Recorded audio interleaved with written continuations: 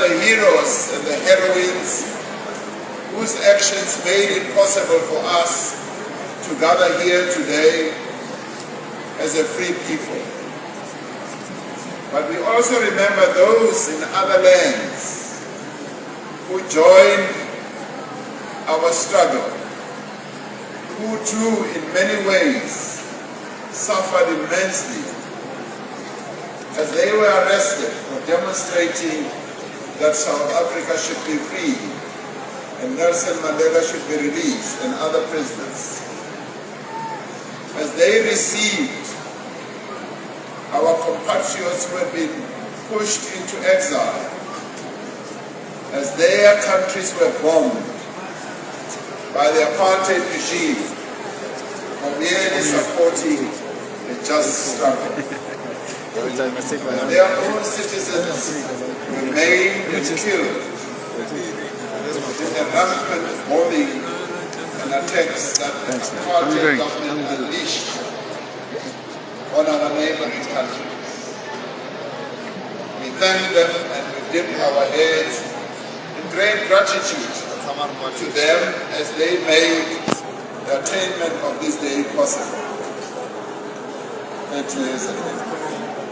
On this day, we fondly remember Nelson Mandela, our first democratically elected president and the father of our democracy.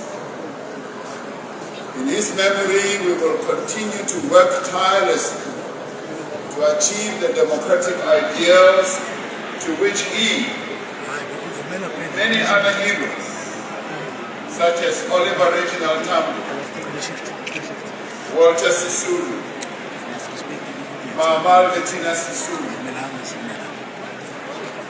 many others who suffered and worked tirelessly to achieve this freedom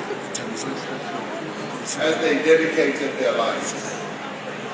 Few days in the life of our nation can compare to that day when freedom was born.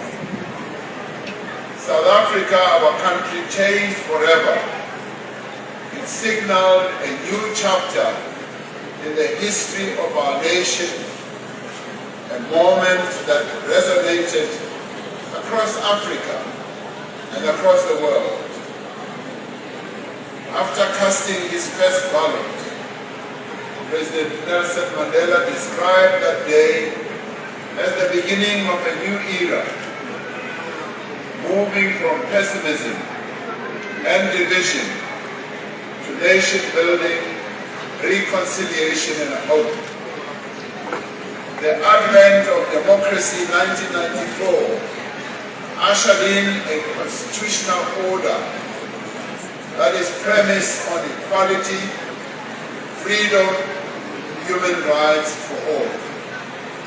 On that day, the dignity of all the people of South Africa was restored. Over the course of 3 centuries, the dignity of the black people of this country had been deliberately and cruelly denied, first by colonialism and then by apartheid.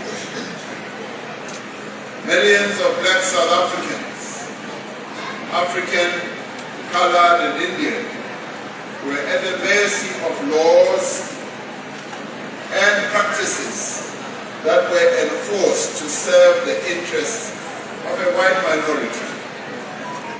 Their land was taken away, their assets were taken away, their labor was exploited, their prospects were stunted. Running like a malevolent thread through these many forms of oppression was patriarchy, which placed upon black women the greatest burden. Apartheid was an ideology and a system aimed at controlling every aspect of people's lives. It sought to humiliate and to degrade black people.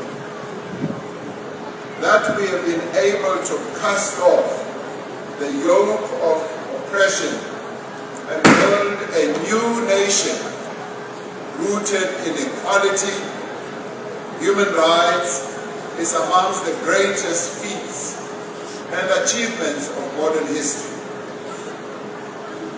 The 27th of April 1994 was a victory for non-racialism, for non-sexism, for human dignity and progress, not just in South Africa, but everywhere.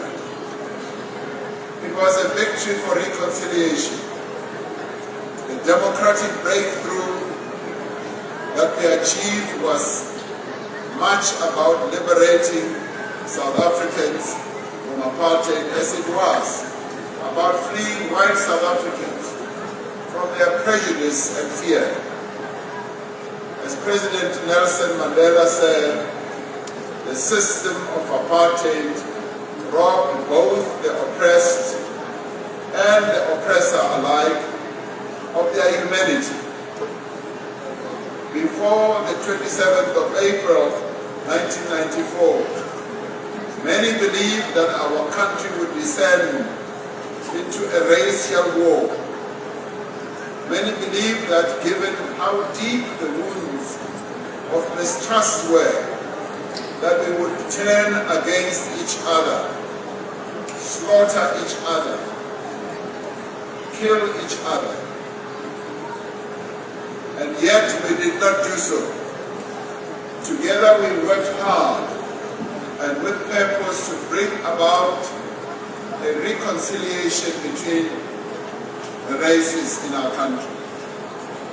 We must never let our spirits be dampened by detractors, whether they be abroad or in our own country, who want to diminish what we achieved in 1994 and in the years that have followed. South Africa's democracy is young. Most of the world's more established democracies are over 100 years old. We are just babies. The progress that has been made in a relatively short period of 30 years is something of which we can and should all be proud. In this great work called Revolution of the Aged, the poet Javulo Ndebele writes, it is a blind progeny that acts without indebtedness to the past, close quotes. It is only those who willfully will not see, who shut their eyes to progress, who will deny that South Africa today is an infinitely better place than it was 30 years ago. We have established a society founded on the rule of law and the premise of equality before the law. Our country has changed. Barata Kabarati, the Fasilena Lifetuli.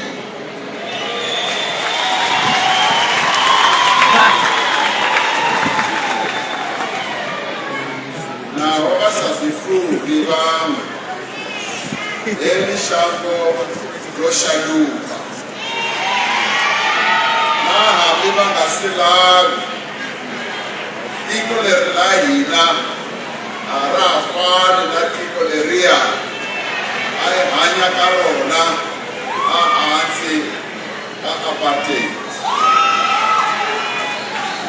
We have built democratic institutions and have read our statute books, our law books of racist and sexist apartheid laws.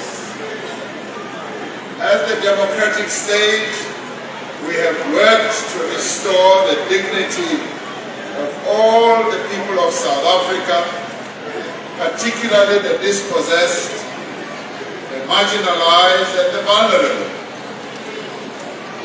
Over the past 30 years, we have sought to implement policies and programs that advance equality and human dignity in areas like economic empowerment, education, healthcare, social support, and the provision of basic services.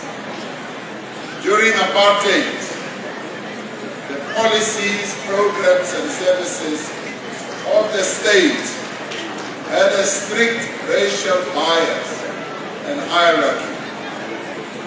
Our task over the last 30 years has been to bridge the huge divides of wealth and opportunity in our country between black and white, between men and women, between urban and rural dwellers.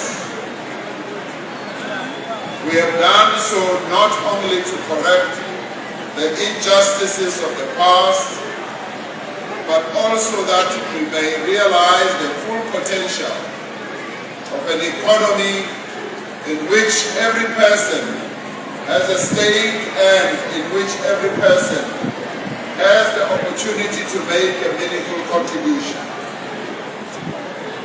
Although there have been setbacks, and there have been quite a few, although we have faced challenges both beyond our borders and here at home, our economy has tripled in size since 1994.